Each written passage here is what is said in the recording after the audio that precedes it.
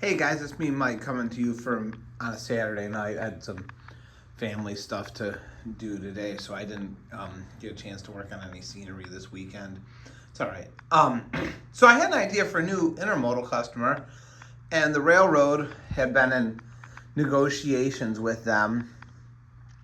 But I think what we're going to have is, I'm not sure exactly what train they're going to go on, but I think Mrs.Fields, the mall cookie chain, given our late 80s, early 1990s time period, the Mrs.Fields cookie chain, they were in malls in the 80s and 90s and into the early 2000s. They still are to this day, but their number of locations has dwindled drastically. However, they still have high brand recognition.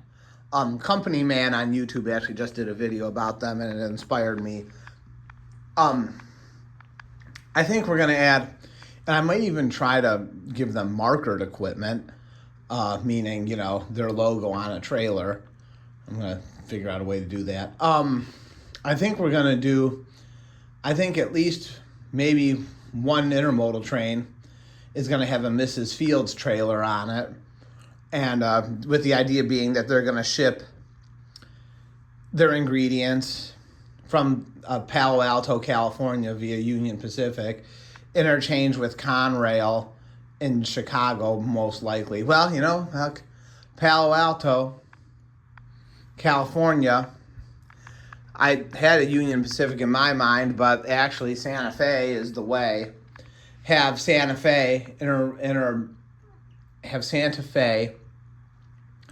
trade off with Conrail in Chicago, and then Conrail would take their trailer probably from Chicago to North Bergen, New Jersey for distribution to the locations in New Jersey, and we might even have a trailer stop in Cleveland here for distribution to their outlets in the Cleveland area. Mrs.Fields, the cookie chain, was started by a woman named Debbie Fields in the late 70s out in California, and it grew to be a pretty big, formidable cookie chain, primarily in shopping malls throughout the 1980s and into the 1990s. And I think they had at one point in time about 500 locations, and they were really formidable chain in their time. The chain has since declined with the decline of indoor shopping malls, and they're not what they used to be, although they still have really high brand recognition. I don't know. I've never been to a Mrs.Fields store.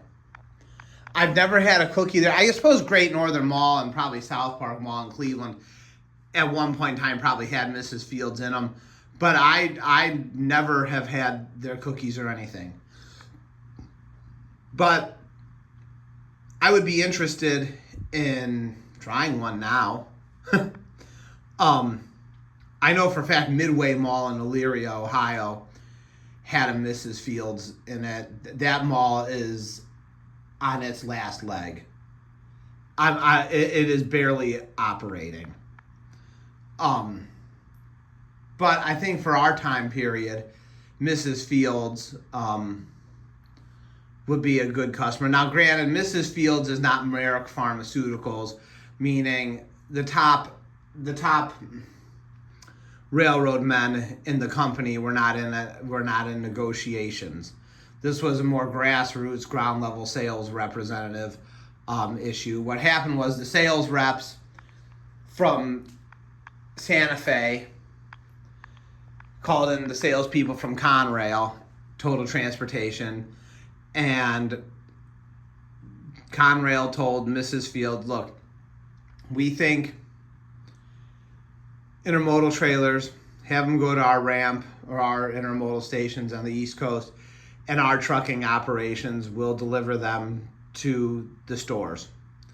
And we can lower your transportation costs, and we can provide equipment, or you guys can do it, or you guys can provide equipment. Here's a price breakdown. If it's your trailer that you're shipping that you want us to deliver, here's the price. If it's our trailer that you want us to deliver and here's the price. Well, I think Mrs. Fields, Debbie Fields and her husband Randy, I believe they've gotten divorced. I'm not an expert on the people, but I believe they're no longer married. Debbie Fields, Mrs. Fields, was a stickler for quality, which is why I'm going to give them marketed equipment, because I would figure that Mrs. Fields wouldn't want to use some stinky Trans-America or some stinky Conrail trail van, trailer. With Merck Pharmaceuticals, it was different. The railroad bought the refrigerator trailers, had them spec'd out and dedicated to that run. With this, they're not going to want to use one of our regular trailers or some stinky lease trailer that, has been through 10 other, one day it was loaded with a load of meat from the meat packing plant, and then the next day, it came off its lease, and now it's going to be loaded at Mrs. Fields. And maybe it'll go to the truck wash before, if they're lucky, but probably not. You know what I mean? So that's a good question. When it comes, I gotta ask Killer B that question. When it comes to intermodal trailers, piggyback trailers, do the railroads treat those the same as box cars? Meaning, you got, say a box car from the railroad shows up at your store, at your location. You get charged after the initial free period and all this kind of thing.